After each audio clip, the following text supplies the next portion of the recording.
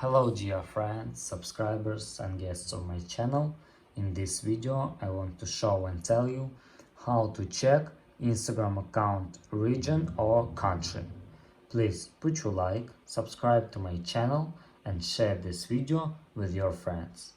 So first we need to go to Instagram and go to our account. After that, click on this button in the upper right corner, and after that click Account Center. After that click Password and Security and click where you are logged in. Click here, and here you can see and check Instagram account region or country.